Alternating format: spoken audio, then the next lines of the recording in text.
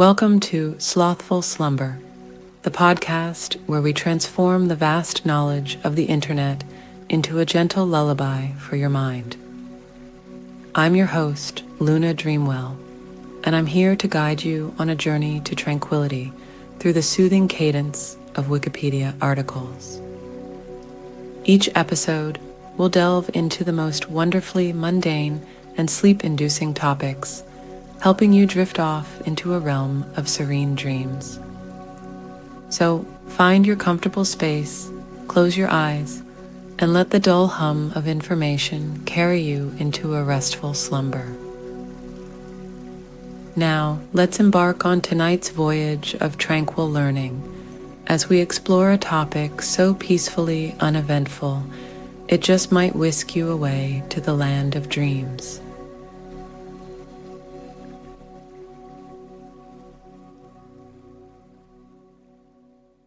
This Wikipedia article is titled Geothermal Power. Geothermal power is electrical power generated from geothermal energy. Technologies in use include dry steam power stations, flash steam power stations, and binary cycle power stations. Geothermal electricity generation is currently used in 26 countries, while geothermal heating is in use in 70 countries. As of 2019, worldwide geothermal power capacity amounts to 15.4 gigawatts, of which 23.9%, 3.68 gigawatts, are installed in the United States.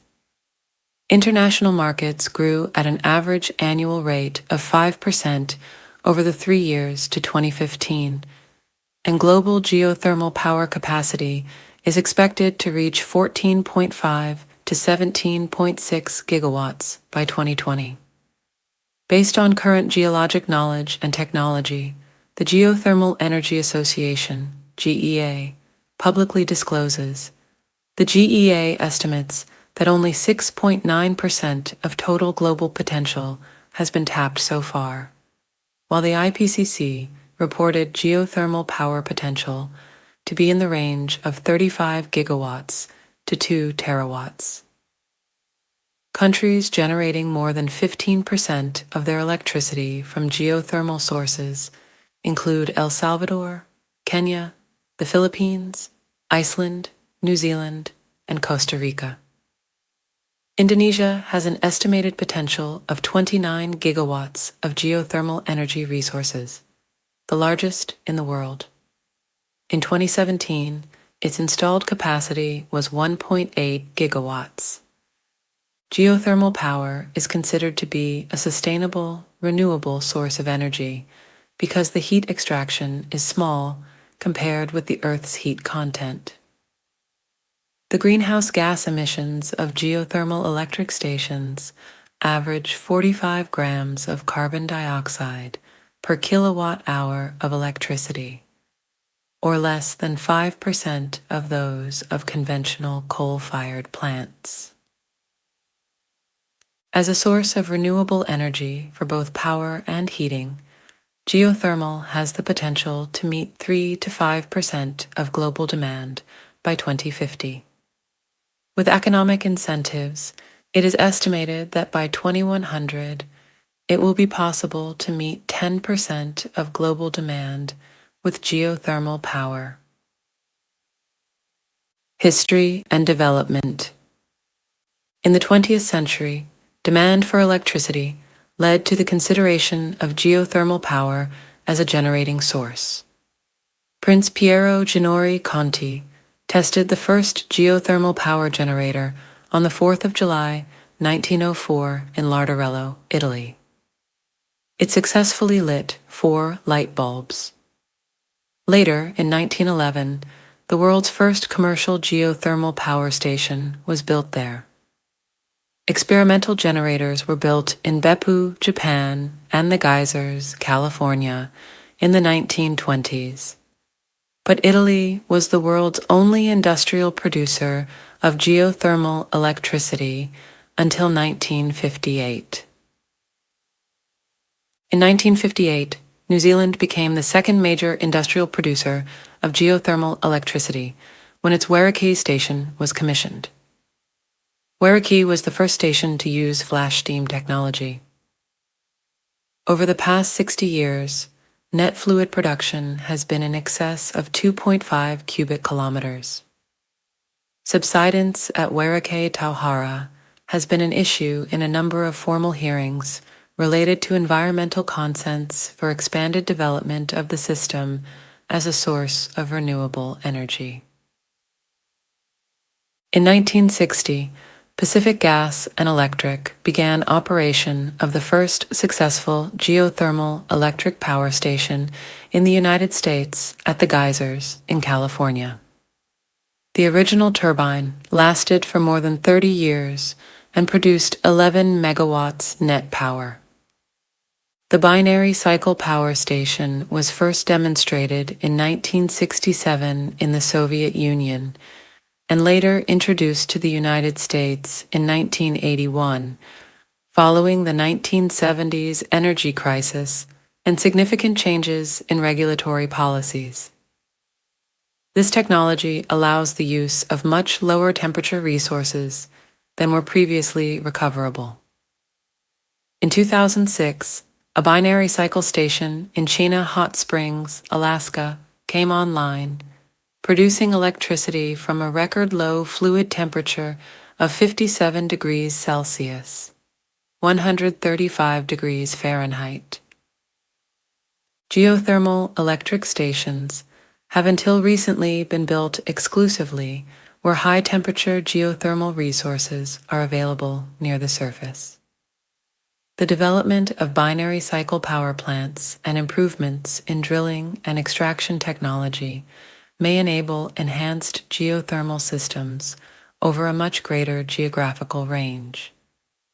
Demonstration projects are operational in Landau-Pfalz, Germany, and Saultz-sur-Forêt, France, while an earlier effort in Basel, Switzerland, was shut down after it triggered earthquakes. Other demonstration projects are under construction in Australia, the United Kingdom, and the United States of America. The thermal efficiency of geothermal electric stations is low, around 7 to 10%, because geothermal fluids are at a low temperature compared with steam from boilers. By the laws of thermodynamics, this low temperature limits the efficiency of heat engines in extracting useful energy during the generation of electricity. Exhaust heat is wasted unless it can be used directly and locally, for example, in greenhouses, timber mills, and district heating. The efficiency of the system does not affect operational costs as it would for a coal or other fossil fuel plant, but it does factor into the viability of the station. In order to produce more energy than the pumps consume, electricity generation requires high-temperature geothermal fields and specialized heat cycles.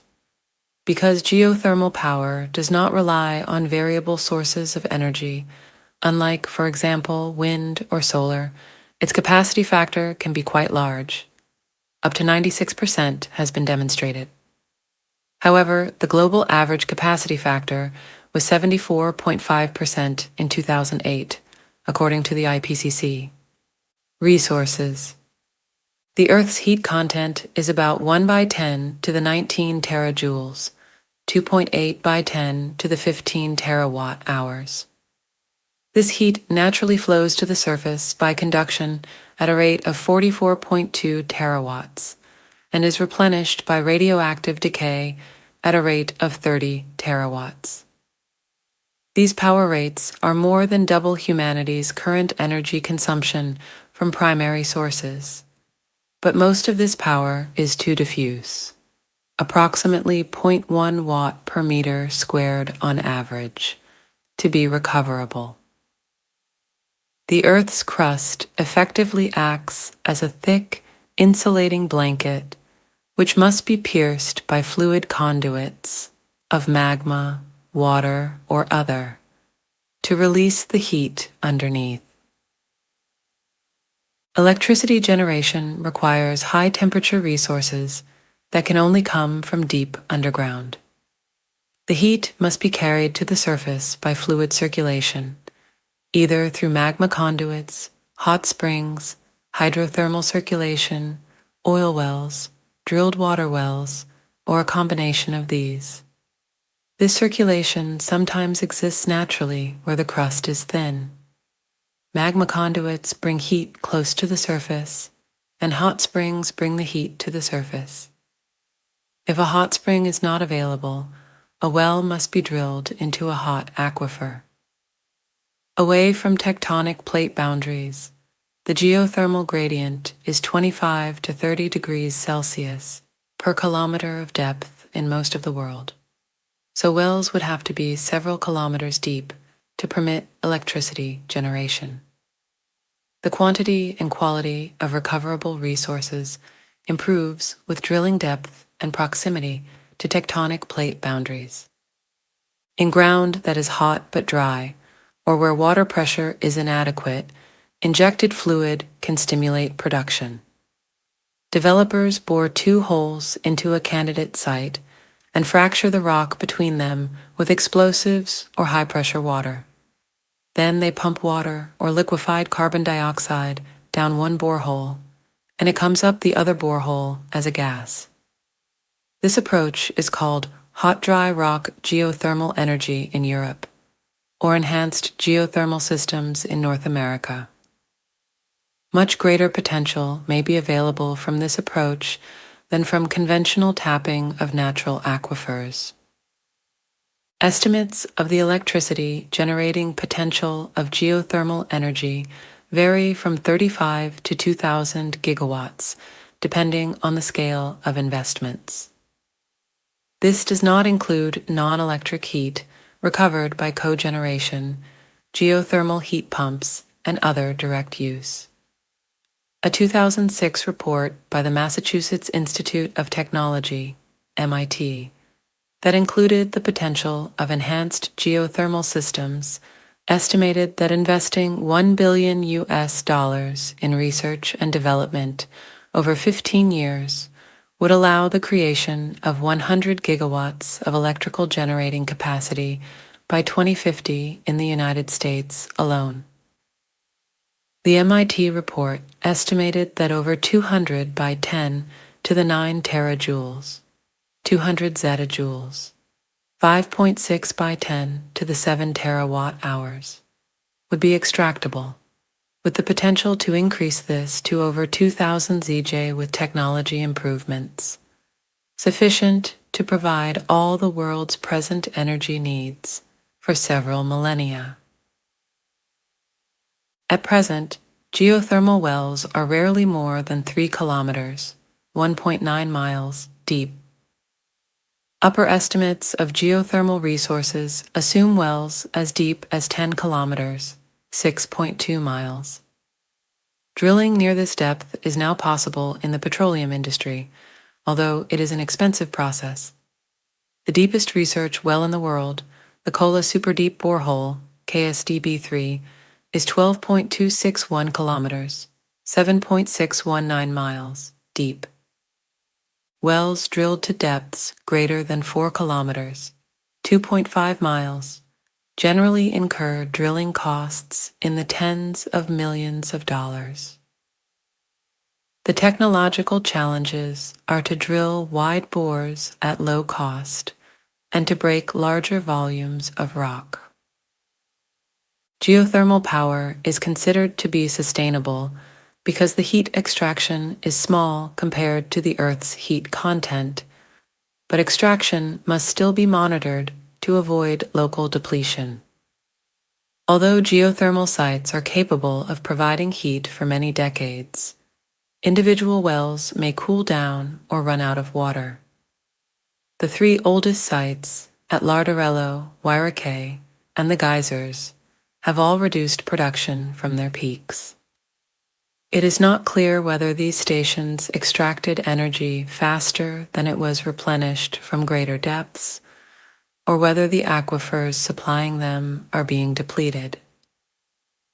If production is reduced and water is re-injected, these wells could theoretically recover their full potential. Such mitigation strategies have already been implemented at some sites. The long-term sustainability of geothermal energy has been demonstrated at the Larderello field in Italy since 1913, at the Wairakei field in New Zealand since 1958, and at the Geysers field in California since 1960. Power station types. Geothermal power stations are similar to other steam turbine thermal power stations in that heat from a fuel source, in geothermal's case, the Earth's core, is used to heat water or another working fluid. The working fluid is then used to turn a turbine of a generator, thereby producing electricity. The fluid is then cooled and returned to the heat source. Dry steam power stations. Dry steam stations are the simplest and oldest design. There are few power stations of this type because they require a resource that produces dry steam, but they are the most efficient with the simplest facilities. At these sites, there may be liquid water present in the reservoir, but only steam, not water, is produced to the surface. Dry steam power directly uses geothermal steam of 150 degrees Celsius or greater to turn turbines. As the turbine rotates, it powers a generator that produces electricity and adds to the power field. Then, the steam is emitted to a condenser, where it turns back into a liquid, which then cools the water. After the water is cooled, it flows down a pipe that conducts the condensate back into deep wells, where it can be reheated and produced again. At the geysers in California, after the first 30 years of power production, the steam supply had depleted and generation was substantially reduced. To restore some of the former capacity, supplemental water injection was developed during the 1990s and 2000s, including utilization of effluent from nearby municipal sewage treatment facilities. Flash steam power stations. Flash steam stations pull deep, high-pressure hot water into lower-pressure tanks and use the resulting flashed steam to drive turbines. They require fluid temperatures of at least 180 degrees Celsius, usually more. This is the most common type of station in operation today. Flash steam plants use geothermal reservoirs of water with temperatures greater than 360 degrees Fahrenheit, 182 degrees Celsius. The hot water flows up through wells in the ground under its own pressure. As it flows upward, the pressure decreases, and some of the hot water is transformed into steam.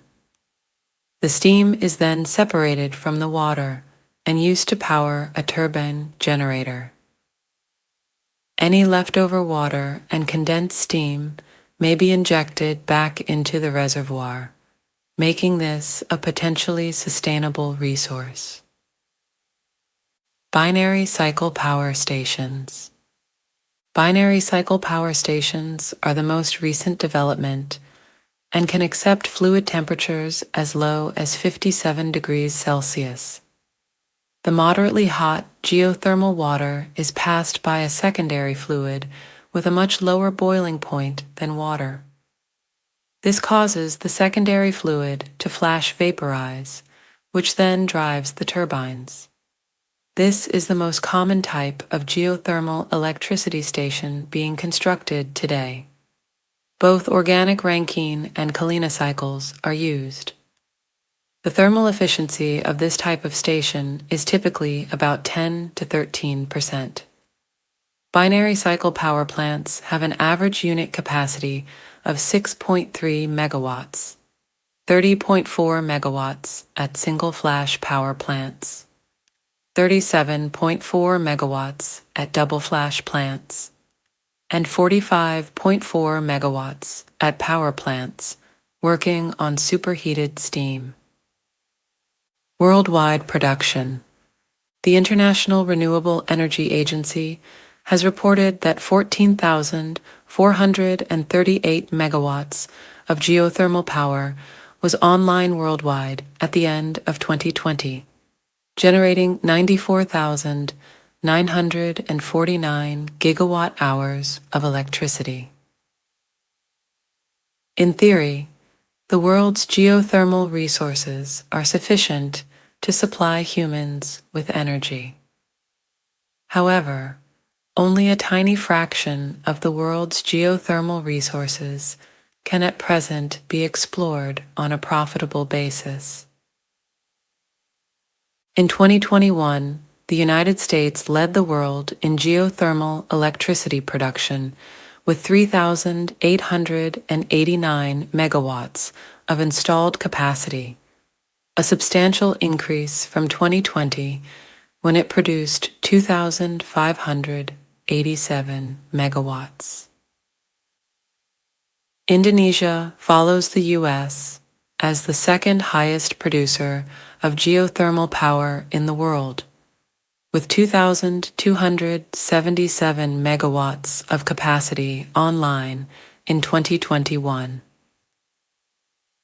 Al Gore said in the Climate Project Asia-Pacific Summit that Indonesia could become a superpower country in electricity production from geothermal energy. In 2013, the publicly owned electricity sector in India announced a plan to develop the country's first geothermal power facility in the landlocked state of Chhattisgarh. Geothermal power in Canada has high potential due to its position on the Pacific Ring of Fire. The region of greatest potential is the Canadian Cordillera, stretching from British Columbia to the Yukon, where estimates of generating output have ranged from 1,550 megawatts to 5,000 megawatts.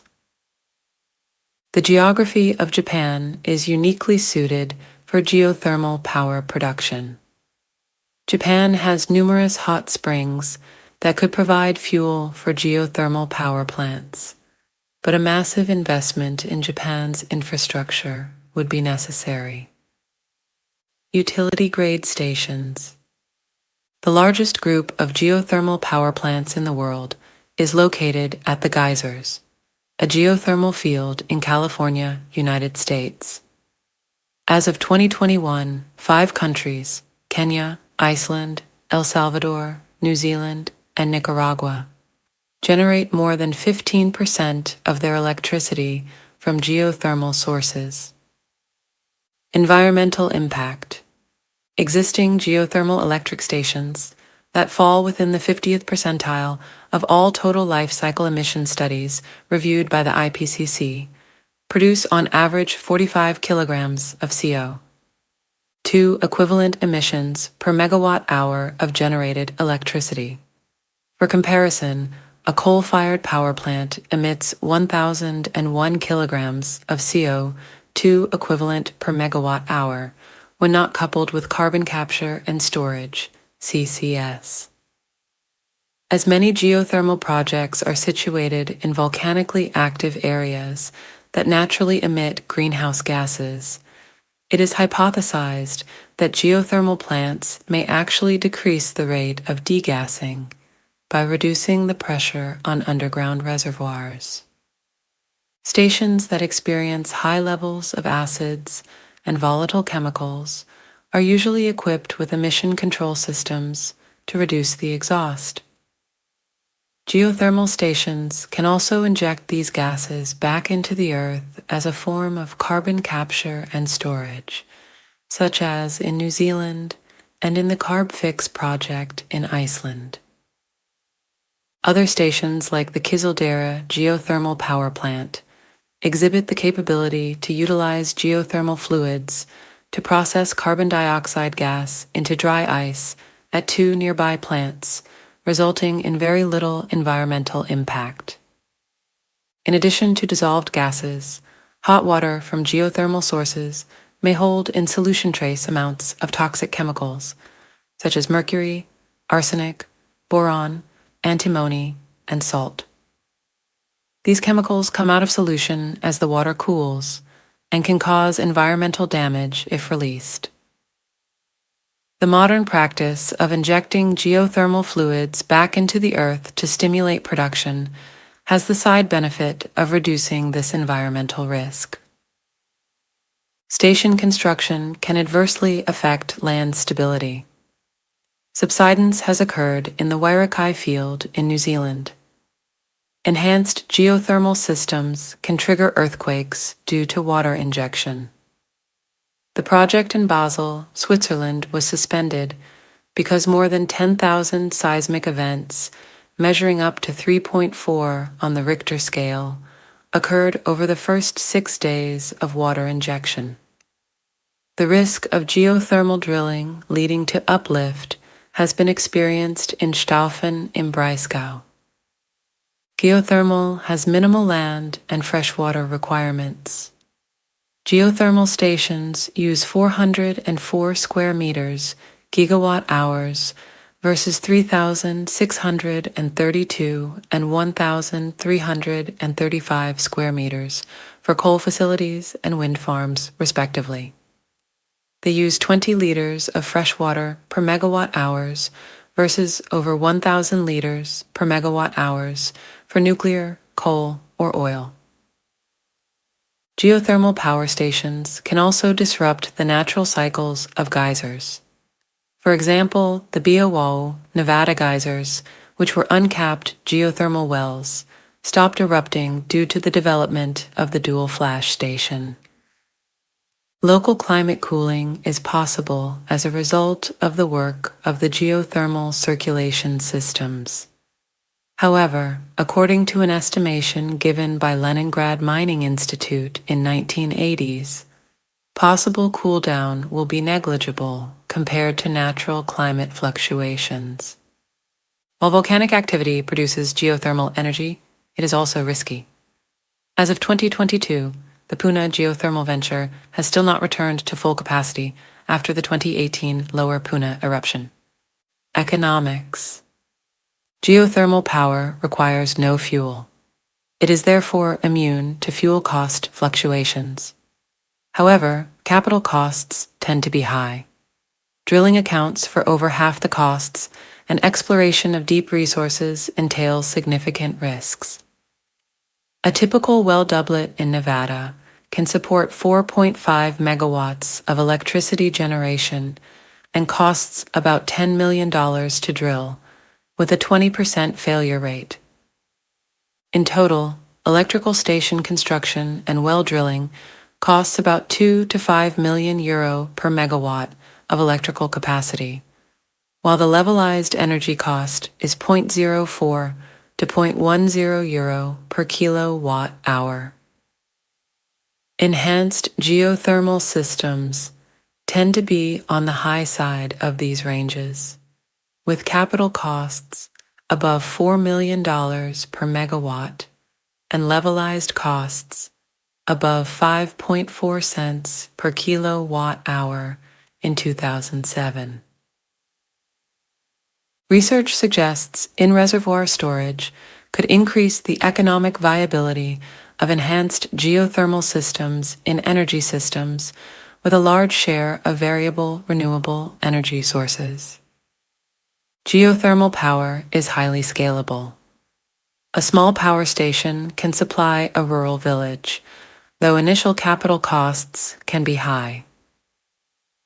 The most developed geothermal field is the geysers in California. In 2008, this field supported 15 stations, all owned by Calpine, with a total generating capacity of 725 megawatts.